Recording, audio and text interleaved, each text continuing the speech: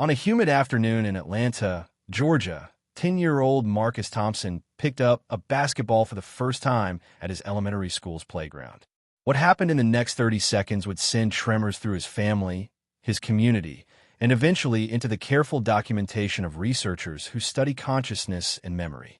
Marcus didn't simply bounce the ball.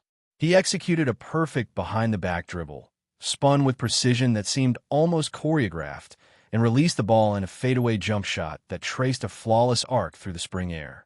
The ball whispered through the net without touching the rim. His teacher, Ms. Jennifer Rodriguez, stood frozen at the edge of the court. She had been teaching physical education for 15 years and had never seen a child move like that without training. Marcus turned to her, his face pale, his hands trembling slightly. He spoke in a voice that seemed older than his years, weighted with something Ms. Rodriguez couldn't quite identify. My name was Kobe Bryant. I remember everything. The gymnasium seemed to contract around those words, the afternoon light suddenly feeling heavier, more significant. Marcus had shown no particular interest in basketball before that moment. His parents, David and Angela Thompson, had raised him in a household that valued academics over athletics. They owned no sports memorabilia. Their television rarely displayed games. Marcus spent his free time reading fantasy novels and building elaborate structures with blocks. The family had moved to Atlanta from a small town in Vermont just 6 months earlier, seeking better opportunities in Angela's career as a software engineer. They knew almost nothing about basketball culture. David worked as a librarian and considered himself moderately informed about popular culture, but sports had never captured his attention. When Ms. Rodriguez called that evening to describe what she had witnessed, Angela initially thought there must be some misunderstanding. Marcus had never watched a basketball game. He didn't know who Kobe Bryant was. At least, he hadn't known that morning. When Marcus came home from school that day, he moved differently through their small apartment. Angela noticed it immediately. He carried himself with a strange confidence, a fluidity in his movements that hadn't been there before. At dinner, he barely touched his food. He kept staring at his hands, flexing his fingers as if testing their responsiveness. Angela exchanged glances with David across the table. Their son seemed present but simultaneously distant, as if listening to something only he could hear. Finally, Marcus looked up at his parents with an expression that made Angela's chest tighten with concern and something else she couldn't name. I know this sounds crazy, Marcus said quietly, but I remember being someone else. I remember playing basketball in front of thousands of people. I remember the feeling of the ball leaving my fingertips. I remember winning championships. I remember my daughters. His voice cracked on that last word, and tears began streaming down his face.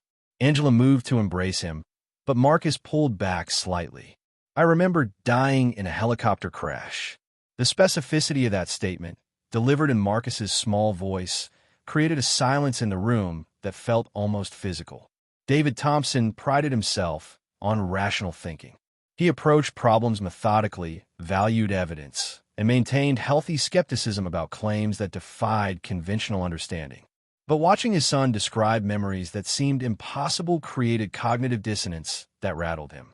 Over the following days, Marcus continued to demonstrate basketball skills that had no logical origin. He could execute moves David had to look up online to even understand. The Euro step, the dream shake, various crossover techniques that professional players spent years perfecting. Marcus moved through these patterns as if accessing muscle memory that belonged to someone else. More troubling were the emotional moments when Marcus would suddenly become quiet, staring at nothing, tears forming in his eyes.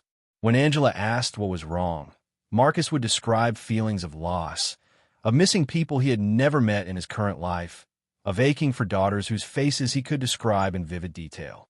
Angela Thompson had always considered herself open-minded but grounded. She held a master's degree in computer science and approached problems through logical frameworks. The situation with Marcus challenged every assumption she held about consciousness, identity, and the nature of memory. She began researching, diving into academic literature about past life memories in children. She discovered the work of Dr. Jim Tucker at the University of Virginia, who had spent decades investigating cases of children who claimed to remember previous lives. She learned about the careful methodology researchers employed, the verification processes they used, the patterns that emerged across hundreds of documented cases. Most significantly, she learned that many of these cases involved children who demonstrated skills or knowledge they had no normal way of acquiring. She contacted Dr. Tucker's research team, describing Marcus's case in a detailed email that took her 3 hours to compose.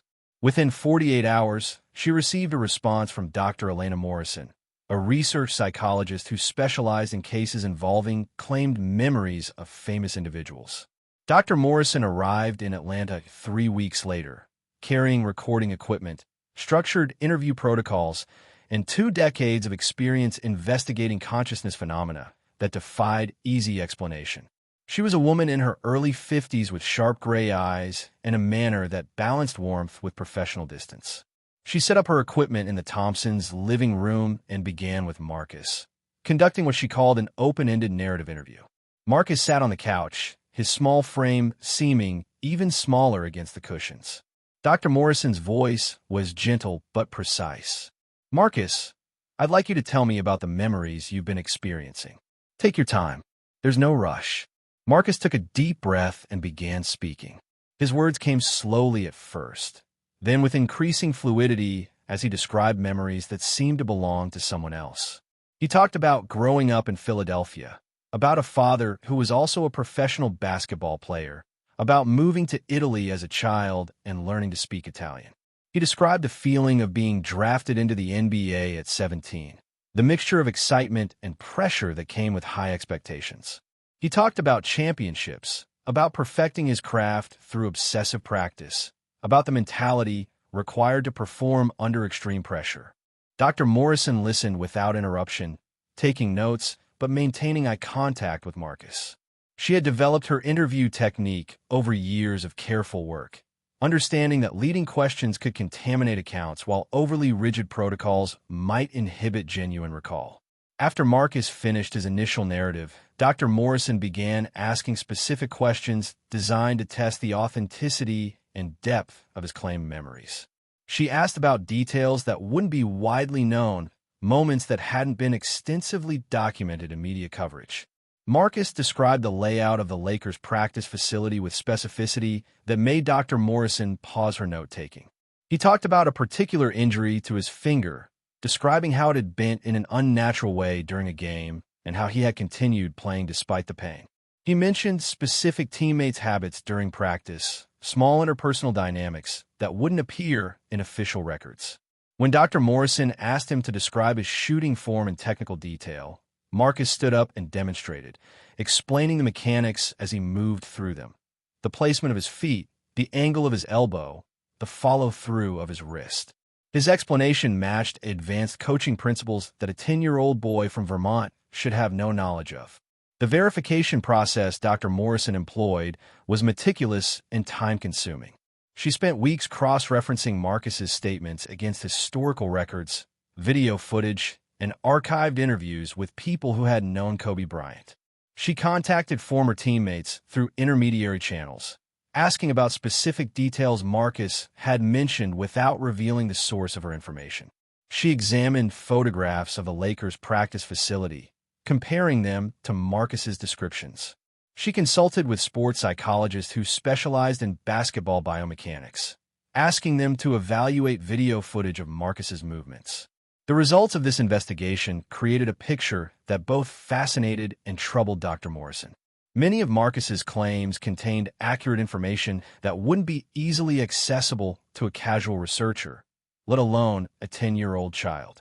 He described private moments, emotional states, and specific details about locations and relationships that aligned with verified facts. But other claims couldn't be verified or contradicted the known historical record in subtle ways that suggested the complexity of memory, whether past life or otherwise. David Thompson watched this investigation unfold with mixed feelings. Part of him wanted a definitive answer, an explanation that would either confirm or disprove Marcus's claims beyond doubt. But as Dr. Morrison explained during one of their many conversations, consciousness research rarely provided that kind of certainty. We're dealing with subjective experiences that intersect with objective facts in complicated ways, Dr. Morrison told him one evening after Marcus had gone to bed. What I can tell you is that Marcus genuinely believes these memories belong to him. The emotional authenticity is unmistakable. Whether these memories represent actual past life recall, some form of deep identification with a public figure that has manifested in unusual ways, or something else entirely that we don't yet understand, that's a question we continue to investigate. David appreciated her honesty. She didn't offer false certainty or dismiss the profound strangeness of what they were experiencing. She simply documented, analyzed, and remained open to multiple possibilities. The emotional toll on Marcus became increasingly apparent as weeks passed. He experienced what Dr. Morrison identified as grief for a life and relationships he remembered but couldn't physically access. He would wake from dreams crying, describing scenes with daughters he had never met in his current life, moments of connection that felt real to him but belonged to someone else's biography. Angela held him during these episodes, whispering comfort while her own mind raced with questions about identity, consciousness, and the nature of the self. If Marcus truly carried memories from another life, what did that mean for who he was? How should they support him through an experience that had no guidebook, no established protocol for parents navigating their child's claimed memories of being a deceased celebrity? These questions kept Angela awake long after Marcus finally fell back asleep, exhausted from emotional upheaval. Dr. Morrison introduced Marcus to specialized therapists who worked with children experiencing unusual psychological phenomena. Dr. Raymond Walsh, a child psychologist with experience in consciousness studies, began regular sessions with Marcus. Dr. Walsh's approach focused on helping Marcus integrate his experience, whatever its ultimate origin, into a coherent sense of identity. He used art therapy, having Marcus draw scenes from his memories. The resulting artwork showed remarkable detail. Basketball courts rendered with precise perspective, figures in motion captured with an understanding of anatomy and movement unusual for a child Marcus's age. Dr. Walsh also worked with Marcus on emotional regulation techniques, helping him process the grief and confusion that accompanied his claimed memories. The therapeutic work didn't attempt to convince Marcus the memories were real or dismiss them as fantasy. Instead, it created space for Marcus to explore his experience while developing coping mechanisms for the emotional intensity it generated.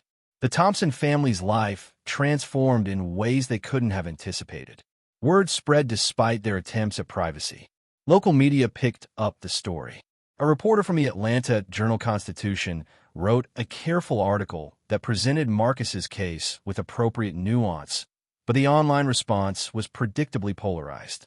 Some people expressed belief in Marcus's experience, sharing their own stories of past life memories or unexplained knowledge. Others dismissed the entire thing as attention-seeking or psychological disturbance.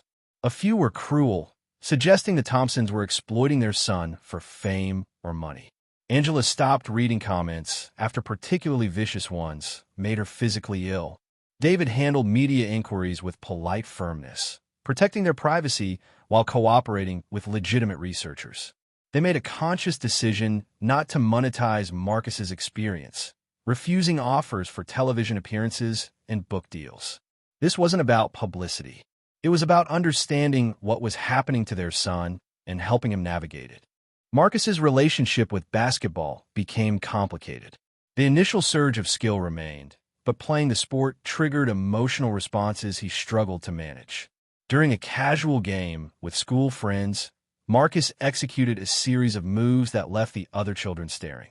But when he made a particularly difficult shot, he suddenly stopped, overcome by a wave of sadness he couldn't explain. Ms. Rodriguez, who had been supervising, noticed his distress and called a break. Marcus sat on the bench, tears streaming down his face, unable to articulate what he was feeling. Later, working with Dr. Walsh, Marcus described the experience, how the physical act of playing basketball connected him to memories and emotions that felt overwhelming, as if he was simultaneously himself and someone else, living in two different timelines that occasionally overlapped in ways that created psychological vertigo. Dr. Morrison's research extended beyond Marcus's individual case. She conducted comparative analysis with other documented cases of children claiming past life memories of famous individuals. These cases presented unique challenges because the public nature of the claimed previous life meant extensive documentation existed, but also meant contamination of memory through media exposure was a significant concern. Dr. Morrison had to carefully evaluate whether Marcus could have been exposed to information about Kobe Bryant through television, internet, or casual conversation without conscious awareness. She interviewed Marcus's teachers, classmates, and extended family members. She reviewed the family's media consumption habits. She examined their internet search history with the Thompsons' permission. The investigation revealed no obvious sources of information that could explain the depth and specificity of Marcus's knowledge. The family's relative isolation from basketball culture made conventional explanation less plausible, though Dr. Morrison remained cautious about drawing definitive conclusions. As months passed, Marcus's memories began to stabilize. The initial overwhelming flood of recollection settled into something more manageable. He could access the memories when he chose to focus on them, but they no longer ambushed him with emotional intensity at unexpected moments. This pattern aligned with other cases Dr. Morrison had studied. Children's past life memories typically peaked between ages 3 and 7, often fading as the child matured. Marcus was older than the typical profile, which made his case unusual, but the trajectory of his experience followed familiar patterns. Dr. Walsh helped Marcus develop a framework for understanding his experience that allowed him to integrate it into his identity without being defined by it. Marcus began describing himself as someone who carried two sets of memories, who had access to knowledge and skills from another life, but was still fully himself, still Marcus Thompson with his own personality, preferences, and path forward. Angela and David Thompson grew through this experience in ways they couldn't have predicted. Their initial shock and confusion evolved into acceptance of mystery, an understanding that some questions might never have definitive answers. Angela found herself reading philosophy of mind, exploring questions about personal identity and consciousness that academic debate had grappled with for centuries. David's rational framework expanded to accommodate the possibility that reality contained more complexity than materialist explanations could fully capture. Neither became dogmatic believers in reincarnation, but both developed humility about the limits of current scientific understanding. They learned to sit with uncertainty while remaining grounded in their primary responsibility, supporting their son through an experience that was real to him regardless of its ultimate metaphysical status. Marcus's relationship with the memories evolved as he approached his 11th birthday. He began viewing them as a gift rather than a burden, access to knowledge and skill that could inform his own life without defining it. He continued playing basketball, but on his own terms, for his own enjoyment rather than trying to recapture someone else's greatness. He developed his own style, incorporating elements from the memories, but expressing them through his own personality. Coaches noticed his unusual maturity in understanding the game, his ability to read plays and anticipate movements in ways that seemed beyond his years. But they also saw a young boy discovering his own relationship with the sport, making mistakes, learning lessons, building his own foundation rather than simply accessing downloaded expertise. Dr. Morrison published her findings in the Journal of Consciousness Studies, presenting Marcus's case with careful documentation and appropriate epistemological humility. She outlined the verified facts, the anomalous knowledge Marcus demonstrated, the patterns consistent with other cases of claimed past life memory, and the alternative explanations that couldn't be fully ruled out. Her paper didn't claim to prove reincarnation or definitively explain Marcus's experience. Instead, it added to the accumulating body of evidence that consciousness might operate in ways current neuroscience doesn't fully understand, that the relationship between mind and brain might be more complex than conventional models suggest. The paper generated significant academic response, with researchers from various disciplines offering critiques, alternative hypotheses, and calls for further investigation. Some dismissed the entire line of research as pseudoscience. Others found the accumulated evidence compelling enough to warrant serious consideration, even if it challenged fundamental assumptions about the nature of consciousness and personal identity. The Thompson family found community among others navigating similar experiences. Dr. Morrison connected them with other families whose children claimed past life memories. They attended a small conference where researchers, families, and adults who had experienced past life memories as children share their stories and insights. Angela felt profound relief meeting other parents who understood the unique challenges they faced, the skepticism from others, the difficulty explaining their child's experience, the questions about how to support their child through something so unusual. Marcus connected with other children who carried memories of different lives, finding comfort in knowing he wasn't alone in his experience. These relationships provided validation and support that extended beyond what even the most skilled therapists could offer. Marcus Thompson turned 11 on a warm September evening. His family gathered in their backyard for a small celebration with close friends who had supported them through the previous year. As Marcus blew out the candles on his cake, Angela watched her son with love and awe. He was still the boy who loved fantasy novels and building elaborate structures. He still had his quirks, his particular sense of humor, his tendency to overthink decisions. But he also carried something else now, a depth of experience, an understanding of loss and legacy, a connection to something larger than himself. Whether those memories came from a past life, from some other consciousness phenomenon science hadn't yet explained, or from somewhere else entirely, they had shaped him in profound ways. Angela didn't need absolute certainty about their origin to recognize their impact on her son's development and their family's journey. The investigation into Marcus's case continues. Dr. Morrison maintains regular contact with the family, conducting follow-up interviews and documenting how Marcus's experience evolves as he matures. She remains committed to rigorous methodology while staying open to findings that challenge conventional understanding. For the Thompson family, life has found a new normal that accommodates the extraordinary. They learned that mystery doesn't require resolution to be meaningful, that supporting their child through unprecedented experience matters more than having all the answers, and that consciousness might contain depths that humble even our most sophisticated scientific frameworks. As evening light faded in their Atlanta backyard, Marcus sat with his basketball, spinning it absently between his hands. He looked up at his parents and smiled, a smile that was entirely his own, belonging fully to the 10-year-old boy he was and would continue becoming.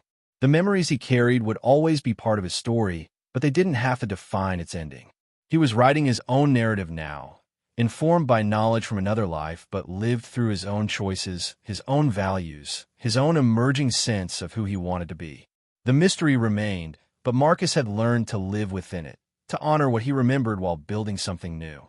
If you found this investigation compelling, if you're curious about the nature of consciousness and the possibility that our understanding of mind and identity might be incomplete, subscribe to our channel.